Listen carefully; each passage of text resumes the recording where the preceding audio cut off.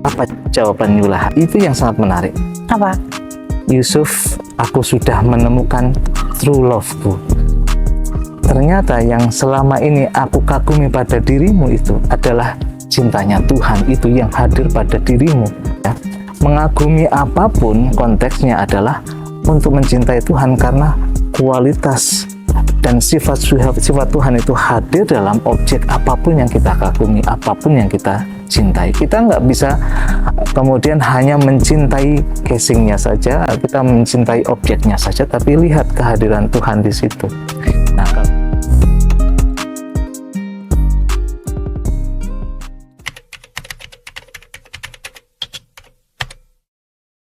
Jadi kalau menurut aku antara self-love, selfish, dan self-like aku biasanya menggolongkan tuh 3. Jadi kalau self-like itu adalah di sisi kiri sini, yang mana orang yang sangat kurang memikirkan dirinya sendiri. Dia selalu memikirkan untuk memberi. Lalu ada yang namanya selfish. Di sini orang-orang yang egois, yang benar-benar hanya pokoknya taking. Yang balance di tengah-tengahnya ada self-love. Nah, tapi kalau misalnya kadang-kadang nih orang suka bertanya, aku tuh kayak gini memikirkan diriku sendiri nih, egois nggak sih? Gitu. Biasanya untuk orang-orang yang egois, itu biasanya nggak akan nanya kok gitu. Jadi kalau kamu masih nanya, biasanya kamu kecenderungannya ada di self-like gitu. Jadi kalau misalnya kamu lagi bertanya, aku egois nggak sih kayak gini? Jawabannya enggak. Karena kalau orang yang egois tidak akan bertanya dia egois atau tidak. Dia hanya egois saja. Jadi kamu perlu belajar gimana caranya untuk dari self-like, untuk bisa ke self-love, kamu memang harus belajar egois yang pada tempatnya gitu. Jadi kayak secukupnya aja segini biar nyampe di tengah. Ketika kamu sudah belajar self love dan kamu udah beresin sama diri sendiri, nanti kamu akan belajar untuk memberikan ke orang lain. Itu nanti naik namanya jadi selfless. Kita melepaskan si self kita itu dan akhirnya kita ada hanya untuk berbagi kepada orang lain, tetapi isinya sudah penuh dulu. Bahwa kita ini adalah tangki cinta, tangki cintanya harus diisi dulu dengan penuh, baru kalau sudah penuh kita bisa memberikan ke orang lain. Begitu, semoga bisa menjawab perbedaan antara selfish, self-love, dan self-like, dan self-love, and selfless, selfish, dan segala macam self-love-nya itu. Terima kasih teman-teman. Oke, simsalabim abrakadabra, ada Mas Hasan nih. Jadi, kita kan tadi udah membahas soal self-love, selfish, self-like, dan aku mengajarkan soal selfless ya. Ternyata Mas Hasan mau menambahkan, silakan Mas Hasan bagaimana mau menambahkan terkait dengan hal tersebut. Oke, ini sangat berat pembahasannya, Mbak Tiwi. Itu istilah yang ajaib-ajaib semua itu. Istilah psikologi yang saya sendiri kadang-kadang ini apaan ini. Saya walaupun usia saya itu masuknya milenial gitu ya. Mas, udah coret Mas milenial. Milenial ya. Tolong Bukan udah ya. agak coret. Baby boomer kali ya. Ya. Nah, tetapi istilah-istilah ini penting untuk dibahas, Mbak Tiwi. Ternyata bahwa ada loh orang-orang yang kemudian mengidentifikasi dirinya sebagai penderita tadi selfish gitu kan. Selfish ya. Egois gitu kan. Orang yang akhirnya pengen balik kepada dirinya sendiri, self love gitu kan, dan yang lain-lain tadi. Tapi saya ingin menambahkan di sini bahwa apa sih sebenarnya mencintai itu? Itu penting teman-teman sebelum kita definisikan yang macam-macam itu, karena mencintai itu dalam bahasa Arab apa dalam beberapa terma-terma agama itu mempunyai ciri-ciri khusus.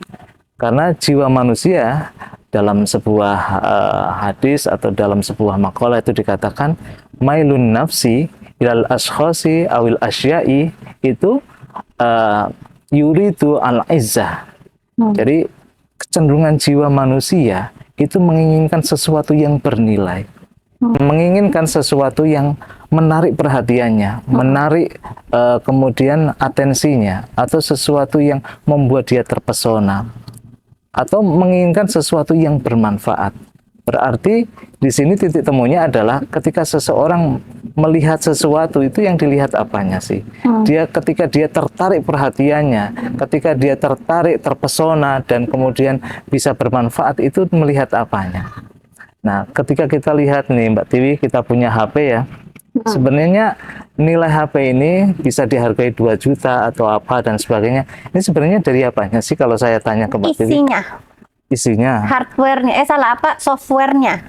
Hardware-nya juga sih, ya semuanya ya. Semuanya. Berarti betul. Ada nilai di situ kan. ketika ada nilai di situ, maka si penjual HP kemudian memberikan angka di situ kan. Makanya bedanya HP bagus atau enggak itu bukan masalah ini mereknya iPhone atau enggak, tapi nilai itu keluar karena memang secara materialnya atau secara softwarenya memang sudah didesain, memang value-nya itu tinggi. Makanya kita melihat segala sesuatu, mencintai sesuatu karena ada nilainya di situ, karena ada sesuatu yang menakjubkan kita di situ, karena ada manfaat yang lebih di situ. Nah, mencintai juga seperti itu, teman-teman, bahwa ketika kita tertarik pada sesuatu, itu kita bukan tertarik orangnya kok. Ya, betul. Tapi betul. kalau di sini saya ingin menyebutkan bahwa dalam beberapa ayat Al-Quran, kalau kita melihat segala sesuatu itu, lihat Tuhannya. Karena ada nilai di situ yang hadir dalam sebuah objek gitu loh. Nah, kalau kita lihat Ariel misalkan atau Rosa dan sebagainya, apakah kita mengagumi casing Arielnya atau suara yang indah itu hadir atau kualitas Tuhan itu hadir pada sosok Ariel misalkan atau Rosa atau nah orang itu sering tertipu. Nada-nada cinta Iya, nada-nada nyanyi cinta. nanti saya nih. Nah, orang itu sering terjebak pada casingnya, tidak pada nilainya. Makanya dalam Islam itu yang disebut egois atau yang disebut dengan selfish itu, ketika orang itu lebih tertarik pada casingnya. Ketika orang itu justru melihat pada sesuatu tampilan tapi tanpa melihat nilai di balik tampilan itu. Makanya Mbak Tiwi, kenapa surat Al-Fatihah itu disebut sebagai surat pembuka? Karena kita pengen melihat segala sesuatu itu kita saksikan sebagai keindahan Tuhan yang hadir tampil dalam seluruh objek-objek itu.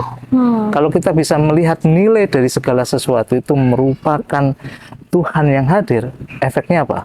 Alhamdulillahirabbil alamin. Kalau kita hanya melihat casingnya, dikasih rezeki, ya kurang.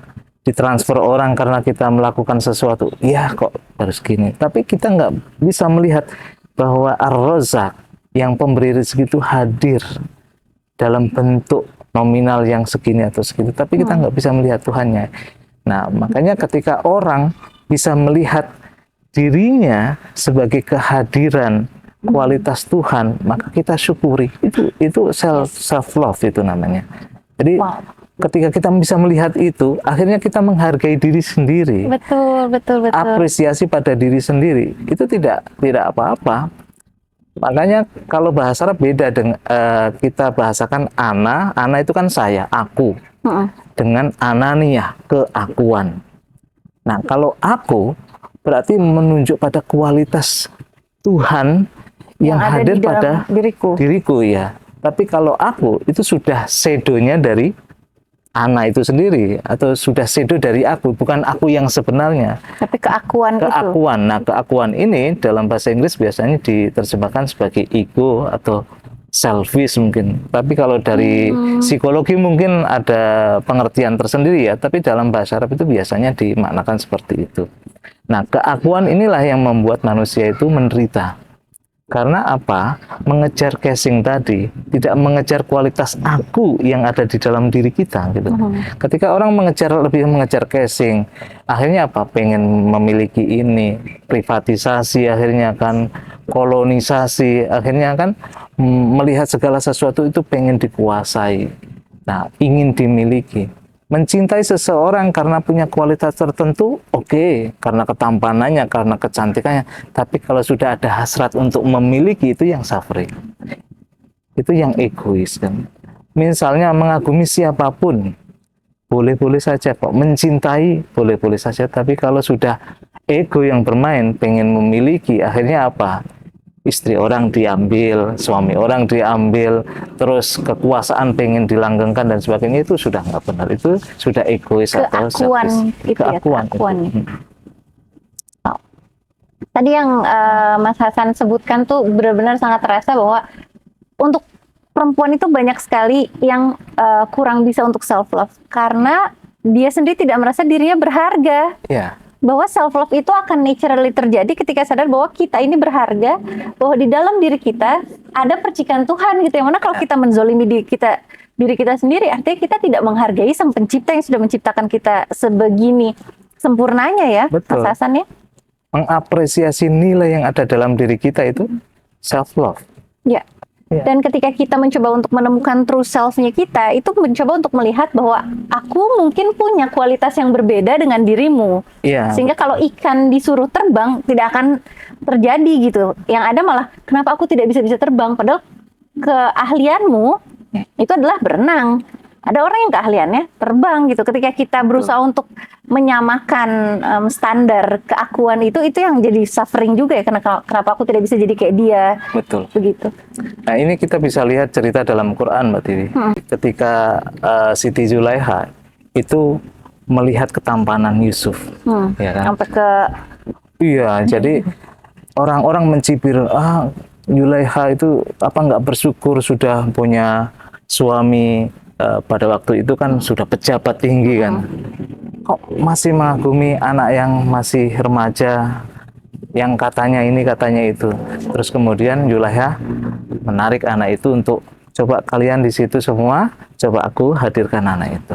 Begitu anak itu, Yusuf itu ditarik, kemudian dihadirkan ke dalam sebuah ruangan yang di situ ada ibu-ibu ya. Terus kemudian dikasih pisau sama buah mangga. Ketika menyaksikan ketampanan Yusuf, itu kemudian meleleh semua. Dan tidak sadar bahwa mangga yang mau dikupas itu kemudian memotong jari-jarinya. Apa yang dikatakan oleh orang-orang yang hadir di situ? Ma hadza basyara in hadza illa malakum karim. Yang disaksikan ini bukan makhluk biasa, tapi ini malaikat gitu. Nah, ini yang tadi saya jelaskan ini teman-teman, bahwa orang biasanya mengagumi fisik, tapi enggak, di dalam fisik itu ada kualitas ilahi. In hadza illa malakum karim, yang hadir dalam sosok Yusuf. Nah, begitu Zulaiha itu attachment kepada Yusuf karena melihat casingnya Yusuf yang mengagumkan, yang ganteng sekali, yang mungkin nggak bisa kita bayangkan ya gantengnya pada waktu seperti apa. Tapi pada endingnya Zulaiha ketika dipertemukan kepada Yusuf lagi, apa jawaban Zulaiha? Itu yang sangat menarik. apa? Yusuf, aku sudah menemukan true love-ku. Ternyata yang selama ini aku kagumi pada dirimu itu adalah cintanya Tuhan, itu yang hadir pada dirimu. Nah, itu yang penting. Jadi teman-teman di sini kita makin paham ya, mengagumi apapun konteksnya adalah untuk mencintai Tuhan karena kualitas dan sifat Tuhan itu hadir dalam objek apapun yang kita kagumi, apapun yang kita cintai. Kita nggak bisa kemudian hanya mencintai casingnya saja, kita mencintai objeknya saja, tapi lihat kehadiran Tuhan di situ. Nah, kalau tadi menghubungkan dengan Mbak Tiwi, kalau kita sudah melihat Tuhan hadir dalam setiap wajah-wajah atau setiap casing-casing, disitulah kita akhirnya selfless tadi. Ya. Kita akhirnya lebur, diri kita lebur dalam keindahan dan keagungan Tuhan. Alhamdulillahnya itu nggak berhenti-berhenti hanya kan. Puji syukur Dan karena akhirnya bisa melihat segala sesuatu dengan keindahannya ya. Jadi melihatnya yang positifnya, yang indahnya, yang ininya gitu. Oke. Baik Mas Hasan, terima kasih banyak sudah memberikan kita tambahan wisdom tentang self-love, selfish, ego, dan lain sebagainya. Semoga bisa menambahkan hasanah wisdom di diri kita. Makasih banyak Mas Hasan. Oke, sama-sama. Assalamualaikum warahmatullahi Waalaikumsalam. wabarakatuh.